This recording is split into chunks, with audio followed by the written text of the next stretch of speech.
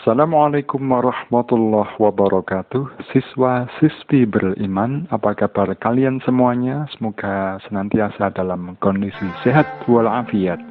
Jangan lupa tetap istiqomah dalam ibadah dan berlomba dalam kebaikan. Kali ini kan saya sampaikan materi tentang perkembangan ilmu pengetahuan pada masa Daulah Abbasiyah.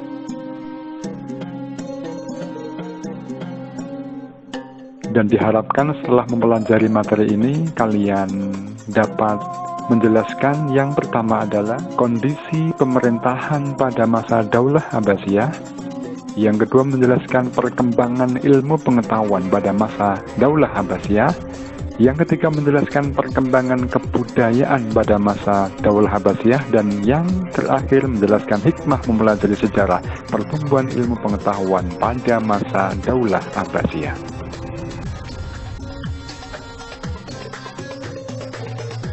Dinasti Abbasiyah berdiri setelah runtuhnya dinasti Umayyah, yakni sepanjang tahun 750 Masehi sampai dengan 1258 Masehi, atau sekitar 508 tahun.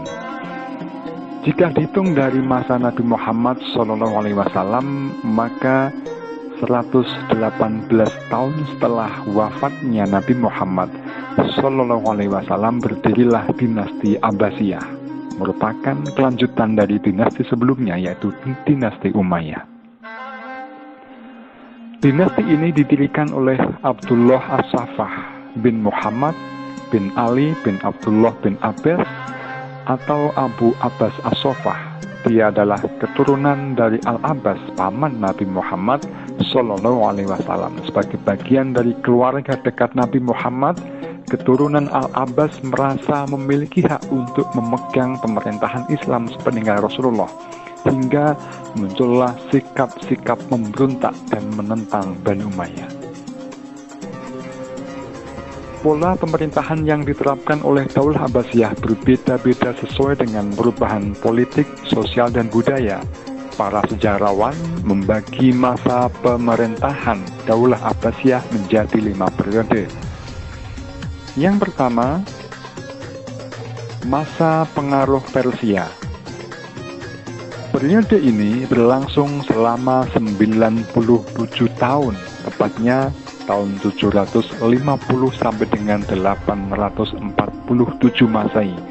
Pada masa ini banyak mengalami kemajuan dan mencapai abad kejayaan karena terjadi asimilasi atau masuknya budaya serta pengetahuan ke dalam dinasti atau Daulah Abbasiyah.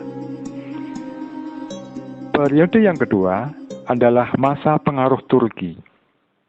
Periode ini berlangsung selama kurang lebih 98 tahun, yaitu tahun 847 sampai dengan 945 Masehi. Pada periode ini, Daulah Abbasiyah mulai mengalami kemunduran.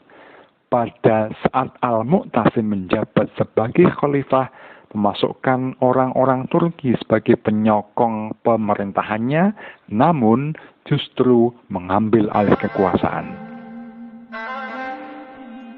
Periode yang ketiga adalah masa pengaruh dinasti Buwayhi. Periode ini berlangsung sejak tahun 945 sampai dengan 1055 Masehi, atau sekitar 110 tahun. Kekhalifahan dinasti Abbasiyah pada masa ini berada di bawah dinasti Buwayhi. Bani Buwayhi yang menganut paham Syiah menjadi penyebab yang mendominasi kemunduran dinasti Abbasiyah. Pusat pemerintahan Islam yang mulanya berada di Baghdad dipindah ke Shiraz, tempat Ali bin Buwayhi berkuasa. Periode yang keempat, masa pengaruh dinasti Saljuk. Masa ini dimulai dari tahun 1055 sampai dengan 1199 Masehi, atau sekitar 144 tahun. Periode ini, Bani Buwayhi yang awal mulanya memegang kekuasaan dinasti Abbasiyah mulai terkalahkan oleh Bani Saljuk. Paham Syiah yang disebarkan oleh Bani Buwaihi akhirnya disingkirkan juga karena mereka tak lagi menguasai dinasti Abbasiyah. Namun pada periode ini juga kekuasaan Bani Saljuk runtuh dikarenakan terjadinya konflik internal. Pada akhirnya kekhalifahan Daulah Abbasiyah mulai terbebas dari pengaruh dinasti lainnya. Yang terakhir adalah periode kelima terbebasnya Daulah Abbasiyah dari dinasti-dinasti lain selama kurang lebih 59 tahun, yaitu tahun 1199 sampai dengan 1258 Masehi. Kekhalifahan dinasti Abbasiyah terbebas dari pengaruh dinasti lainnya, namun kekuasaannya hanya efektif di sekitar Baghdad sebagai ibu kotanya, menunjukkan semakin mundurnya kekuasaan sosial politik Daulah Abbasiyah. Kemunduran tersebut diperparah dengan kedatangan tentara Mongol di bawah kepemimpinan Hulagu Khan untuk menghancurkan dinasti Abbasiyah. Pembaharuan dalam bidang pemerintahan mulai dilakukan oleh Al-Mansur sebagai khalifah kedua.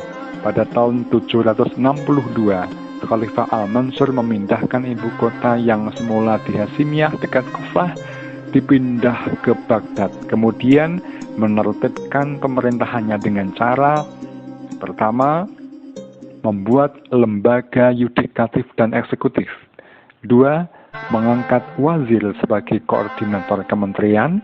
Ketiga, membentuk protokol negara berupa sekretaris negara, kepolisian negara, dan membenahi angkatan bersenjata. Yang keempat, optimalisasi peran jawatan pos yang telah dibentuk pada masa Daulah Umayyah. Tidak hanya mengantar surat, namun juga menghimpun seluruh informasi dari daerah dan melaporkan tingkah laku para gubernur. Puncak kejayaan dinasti Abbasiyah terjadi pada masa Khalifah Harun ar-Rasyid dan putranya Al-Ma'mun. Pada masa itu, Baghdad menjadi mercusuar kota impian 1001 malam yang tidak ada tandingannya di dunia pada abad pertengahan. Wilayah kekuasaan Islam meliputi Yaman Utara, Yaman Selatan, Saudi Arabia, Oman, Uni Emirat Arab, Kuwait, Irak, Iran, Palestina, Yordania, dan daratan Afrika Utara hingga Spanyol. Suasana negara yang aman dan damai membuat rakyat menjadi tentram. Bahkan pada masa pemerintahan Harun ar-Rasyid, sangat sulit mencari orang yang akan diberikan zakat, infak, dan sedekah karena tingkat kemakmuran penduduknya merata. Khalifah Harun dapat mewujudkan keamanan, kedamaian, serta kesejahteraan rakyat, membangun kota Baghdad yang terletak di antara Sungai Efrat dan Tigris dengan bangunan-bangunan megah, dan membangun tempat-tempat peribadatan. Harun ar-Rasyid juga membangun sarana pendidikan, kesenian, kesehatan, dan perdagangan, mendirikan Baitul Hikmah sebagai lembaga penerjemah yang berfungsi sebagai perguruan tinggi, perpustakaan, dan penelitian. Harun ar-Rasyid diangkat menjadi khalifah pada September 786 Masehi pada usianya yang sangat muda, 23 tahun. Beliau meninggal setelah menjadi khalifah selama kurang lebih 23 tahun 6 bulan dan meninggal berusia 45 tahun.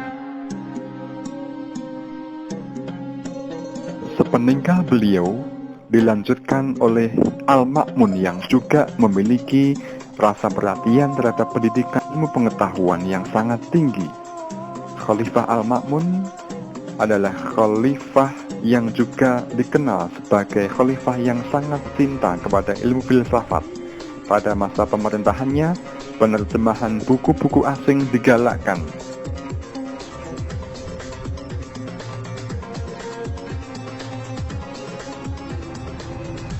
Yarın bize meydan okuyacak savaşçının ölmesi gerekiyor.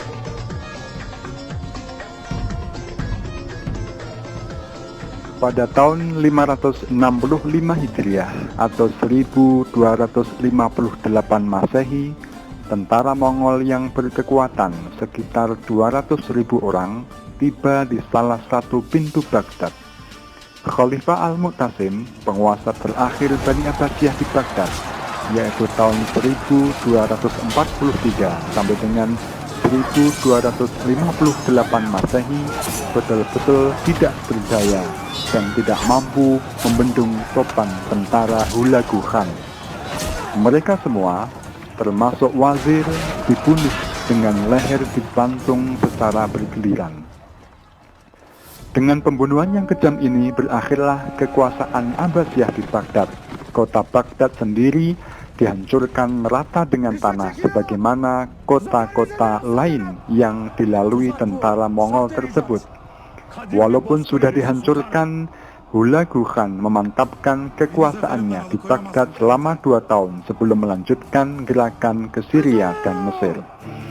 Jatuhnya kota Baghdad pada tahun 1258 Masehi ke tangan bangsa Mongol bukan saja mengakhiri kekuasaan Khalifah Bani Abbasiyah di sana, tapi juga merupakan awal dari masa kemunduran politik dan peradaban Islam.